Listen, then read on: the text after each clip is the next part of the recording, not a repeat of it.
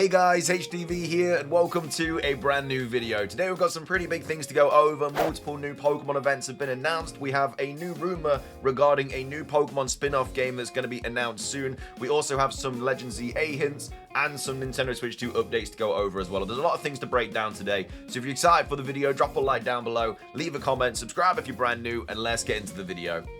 So, starting things off, let's quickly go over these new miscellaneous Pokemon updates. The first one is a new mystery gift. It's not available yet, but it is going to be soon. We've got Cerebi here tweeting out saying, Cerebi update, the Pokemon North America International Championships will distribute a code to get an Incineroar based on Wolfie Glick's Incineroar during the stream. So this is just going to be a competitive ready Incineroar when this stream goes live. Again, when the stream goes live and the code goes live, we'll let you know as soon as possible, but that's something to look forward to because Incineroar is a pretty good Pokemon as well, especially on the competitive scene. So that's the first announcement. Next up, we have a new Pokemon Masters EX event. So we've got Cerebi here tweeting out saying the next Pokemon Masters EX event has been announced. It adds Bead in the Signa suit and Iron Valiant into the game. It runs from the 15th of May 2025, so that is tomorrow. So that's the new event for Pokemon Masters EX. Moving on, we have a Pokemon Go update. We've got Cerebi here tweeting out saying, Cerebi update, Pokemon Go has now activated remote shadow raids indefinitely. The daily remote raid limit has also been increased to 10, and so this starts from this coming Monday. So that's pretty good for Pokemon Go because you can now do remote raids for shadow raids, which is something that people have wanted for a very long time, because if you don't have a group of people that you can continuously do these raids with, you just can't do the shadow raids, which was a really dumb idea. Same with Dynamaxing as well, but now that's all going to be rectified. And then as well as that, we have a new update regarding the Pokemon anime for UK viewers. We've got Cerebi here tweeting out saying, Cerebi update, the latest 11 episodes of Pokemon Horizons Season 2, The Search for Lacroix, has been released in the UK on BBC iPlayer, so you can go and watch that right now if you are a UK resident. But those are all of the latest miscellaneous Pokemon updates for various different Pokemon games. Moving on, we have a new Nintendo Switch 2 update to go over. This comes to us from VGC. They posted saying, Nintendo says the HD rumble in Nintendo Switch 2's new Joy-Con 2 controllers won't be as loud as it was on the Nintendo Switch 1. So this is some information that came to us, I think it was about a week ago now, only just getting around to it. It's nothing crazy, but it is still an update regarding the Nintendo Switch 2. We have some pretty interesting Nintendo Switch 2 leaks to go over later in this video, but as of right now, this is just a quick update about the console Joy-Cons. So players who feel the HD rumble feature on Nintendo Switch 2 is too noisy will be happy to hear that, according to Nintendo, the Nintendo Switch 2 will be quieter. So when used at its highest intensity, the rumble on the Nintendo Switch 1 Joy-Cons can sometimes get quite loud, particularly in some action games where developers have chosen to use full force rumble when landing attacks. However, a small note on one of Nintendo Switch 2's pages appears to suggest that this issue will be lessened with the new console.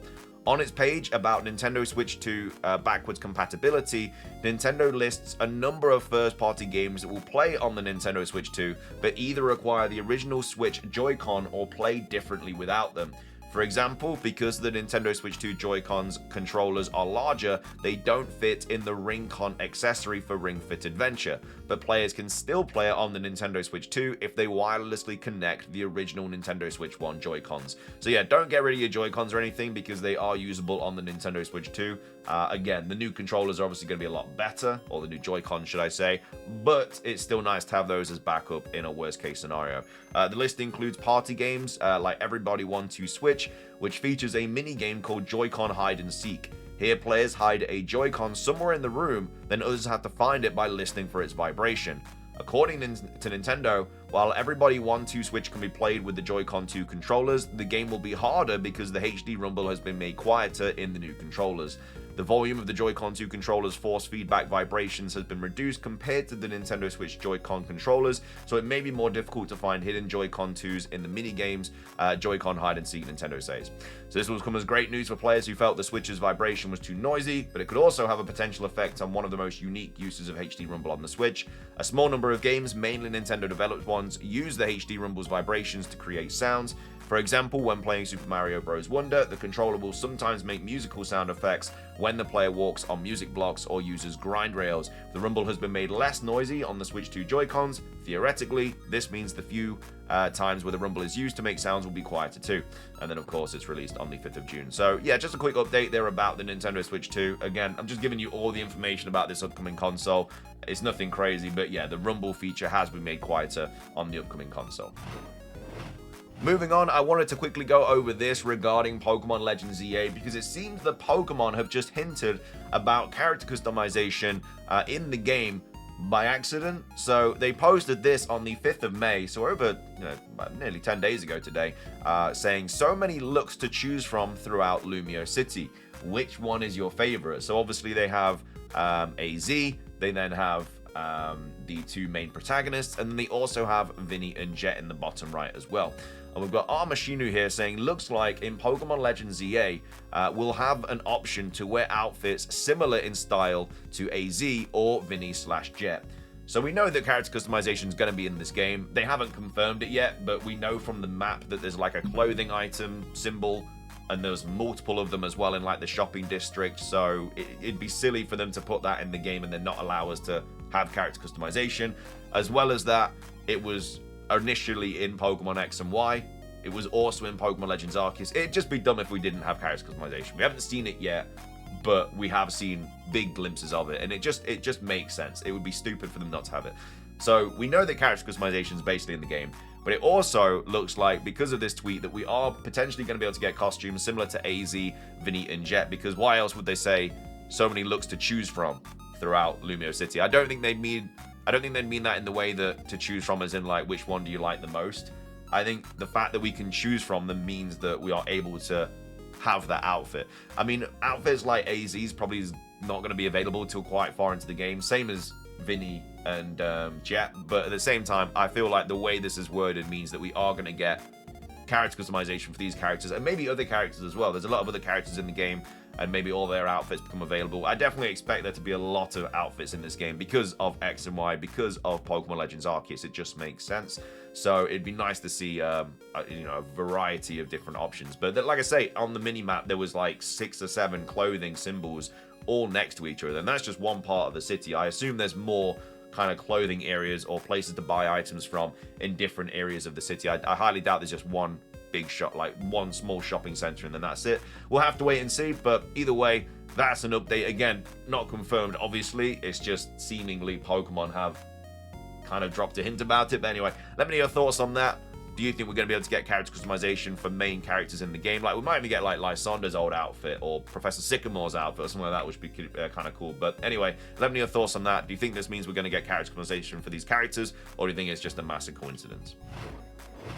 Moving on, we have some Nintendo Switch 2 leaks to cover. Bit weird saying that, seeing as the console is coming out quite soon, but there has actually been some leaked information. So we've got Nintendo Soup here tweeting out saying, data breach confirms there is only one Nintendo Switch 2 game card size and the system's original release window.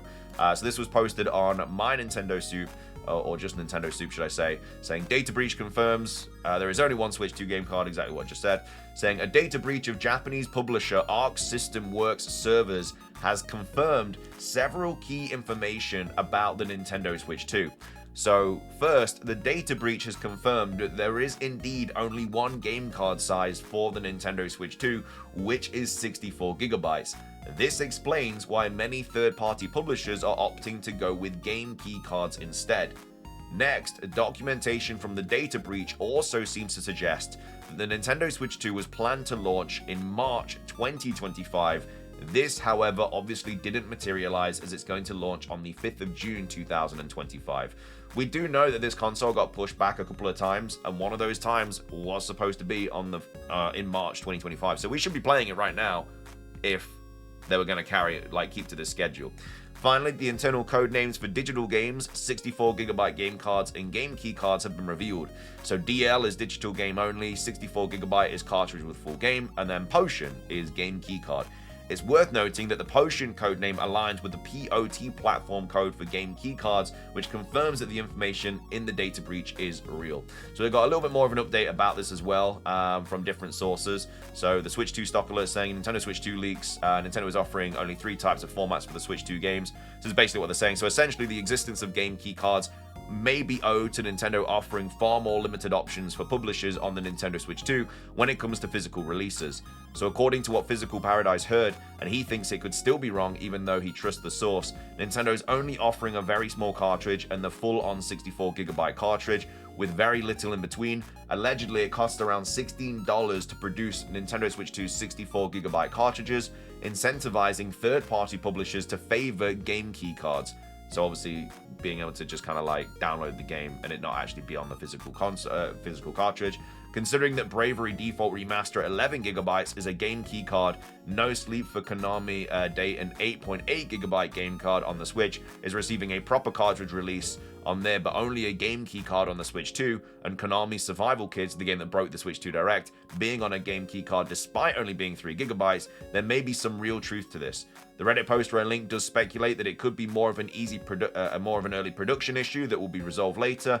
Still, considering Nintendo's poor track record with decision making for the Switch 2 so far, I wouldn't be surprised if this is the case. With that said, I don't think Nintendo want to deprive themselves of options either and take more of a hit on their physical releases. For instance, Donkey Kong Bonanza is 10GB, but would need to be on a 64GB cartridge if this is true, even though it could explain more about the pricing of their first-party Switch 2 games. There's a potential distinction actually in effect because that would be even stranger, forcing them to use fewer options. It's also odd that they seemingly opt for the extremes instead of an arrangement like an 8GB card and a 64GB card. So yeah, the issue is that these games just aren't very big, but yet they're still placing them on these 64GB cards. It's just silly that they don't have smaller game cards because you don't need a 64GB for like a 10GB game. It just doesn't really make any sense.